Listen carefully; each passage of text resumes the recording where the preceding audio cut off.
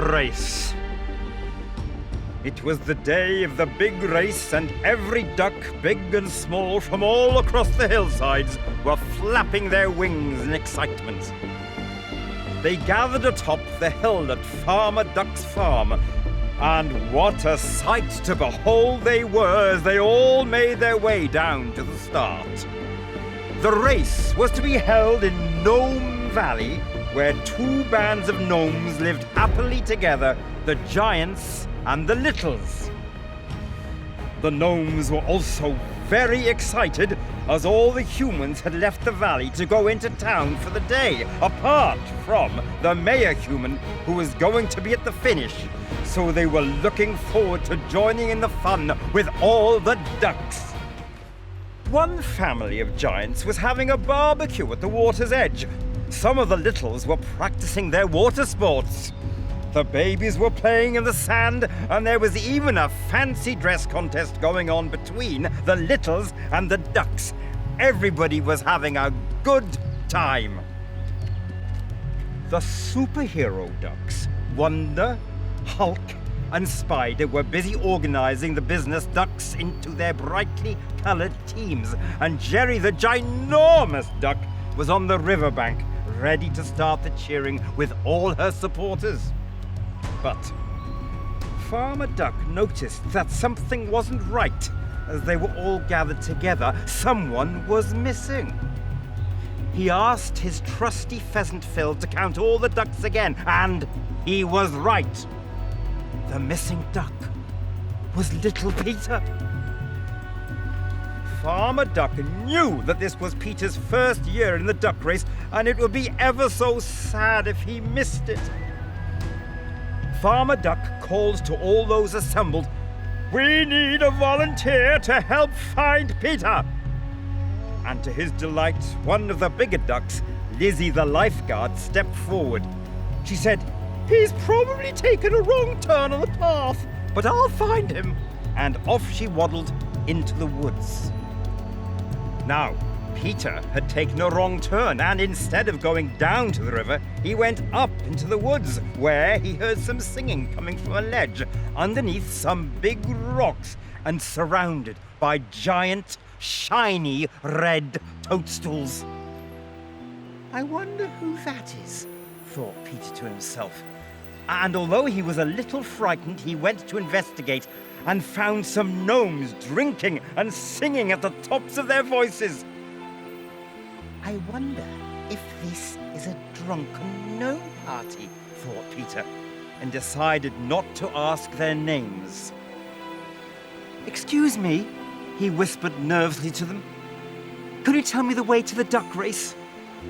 The gnomes all laughed, and the tall one, holding a beer, said, "Carry along his path, but watch out for Ollie Owl.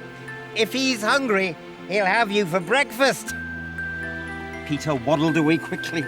He was a little scared by what had been said, but he so wanted to get to the race, he wasn't going to stop for anything. He then turned a corner in the path and stopped dead in his tracks. Up in a big hole in the rocks, he saw an enormous owl glaring down at him. "To-wit-to-woo, and who are you?" hooted the owl at the top of his voice. The owl had hooted so loudly that suddenly there was a lot of scrabbling noises. Up and popped two little faces next to him in the hole. They belonged to two elf owls, Sally and Harry. "Yes, who are you?" they hooted in unison in their squeaky voices.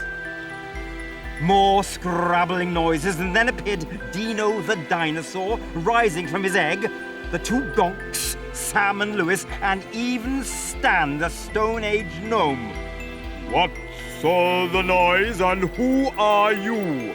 they screeched, bellowed, and boomed together. Peter just looked up at them all with his little knees knocking, not knowing quite what to say. He decided the best thing to do was to hide his fear and waddle quickly away from them until he was out of sight, which is exactly what he did. All the while, he could hear the sound of Ollie hooting after him, "To-wit, to-woo, and who are you?" By this time, Peter was really deep in the woods and completely lost. Suddenly, he heard the noise of some hammering and sawing, and waddling cautiously around the corner, he met 6 woodsmen busily working away. Ian, the twins, David and Mike, Stuart, John and Richard all formally introduced themselves, and Ian, the leader, said, "You look lost, little duck. Where are you going?" Peter liked the look of these men and wasn't frightened anymore. "To the duck race," he said, "but I don't know the way." "It's easy, little duck," said Ian.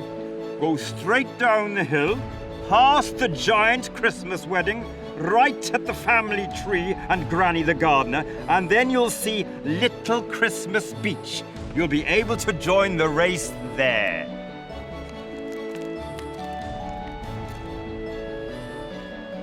"You were very lucky to escape from Ollie Owl," continued Ian. "But don't worry, everybody you'll meet from now on is very nice. You don't have to be frightened anymore." "Thank you so much," said Peter, and off he waddled down the path. Sure enough, before long he saw a beautiful bride called Connie in her fairy castle, along with her mother and Father Christmas and her brother Sparkle. Connie called out to him. "You haven't seen a bridegroom anywhere, have you?" she said. "He was having a last drink before the wedding, but he hasn't turned up." Peter thought carefully. He'd seen the gnomes drinking by the rocks, but was one of them the bridegroom? He decided he didn't want to get anybody into trouble, so he just said, "I'm sorry, I'm late for the race," and quickly waddled off. Next, he came across the Friendly family, standing proudly by their treehouse, Fred and Frida with their 3 children, Frank, Francis and Francine. "Is this the right way to the river and the duck race?" he said. "Yes," said Fred.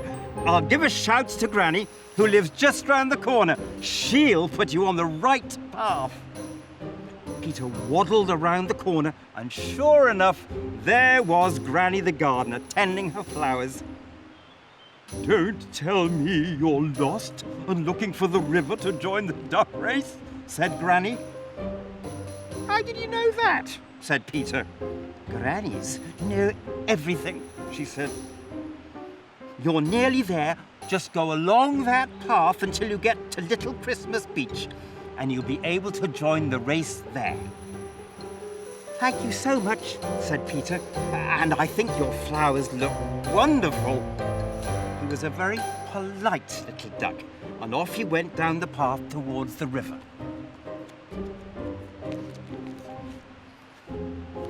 In the distance, he could see a lot of little gnomes in deck chairs sitting at the water's edge. But before he could reach them, a voice cried out behind him, "Peter, I've been looking everywhere for you." He turned round, and there was Lizzie the lifeguard, waddling along the path towards him. "I'm so glad you're safe," she said. "I know you've had some adventures because I've been following you all the way. The singing men, the noisy owl, the nice woodcutters, the wedding. Do you think one of those noisy men... oh, never mind. The Friendly family, and then Granny the gardener. She was the one who said that I'd only just missed you by a couple of minutes." Peter replied, "I have been a little scared, but I so wanted to be in the race, I just kept going." "Come on then," Lizzie said. "Let's go up here to Little Christmas Beach and see if we're in time." And on they went together. At the beach, they saw little Father Christmas and his 7 children, all, funnily enough, called Little Father Christmas as well. When they weren't working, they always came to this beach on holiday and to recharge their batteries to be ready for winter time when all the children were very busy helping their father. Lizzie called out to them, "Has the race gone past yet?" Yes, They all said together. first the yellow ones, then the red, green and blue ones, and if you jump in now, you should be able to catch them up. Without any hesitation, Peter said, "Thanks for helping me, Lizzie, but I've got to do this." And in he jumped and quickly paddled off downstream. Lizzie shouted after him, "I'll meet you at the finish." The water was very cold, but that didn't worry Peter. He was just so pleased to be in the race, even though he was the last. He paddled and paddled and paddled, and then he suddenly saw a dark opening coming towards him. It looks like a tunnel, he thought. The water was swirling and churning in the dark gloom that was appearing before him. This was definitely scary, but he knew he had to keep going at all costs to try and catch the others. So he paddled and he paddled and he paddled with all his strength. And then suddenly he saw light coming towards him. Peter came whooshing out of the tunnel and bounded down the river. He felt like he was a superhero, like Spider and Hulk and Wonder. He paddled his legs, flapped his wings, and swam as fast as he could through the bellowing current. But Peter could feel himself begin to slow down. Even though he'd been extremely brave all day until Lizzie had found him and taken him down to the river to join the race, he was very tired and worried that he did not have enough energy to swim to the finish line. Then Peter heard something in the distance. "Peter! Peter! Peter!" Could it be? Yes! It was Farmer Duck and all his duck relatives standing on the riverbank chanting his name. "Peter! Peter! Peter!" He used all his strength to paddle his little feet and swim down the river to the finish line, where he was met with an enormous cheer. "Hurrah! Hurrah!" Peter was so happy they were all there to greet him. Even though he was the last duck across the line, he'd even finished after all the brightly coloured ducks. Farmer Duck and Lizzie dashed up to him as he got to the bank and shouted, "Quickly, Peter! Someone special wants to meet you." And before his very own eyes, there was the Queen Gnome herself. Peter was shocked.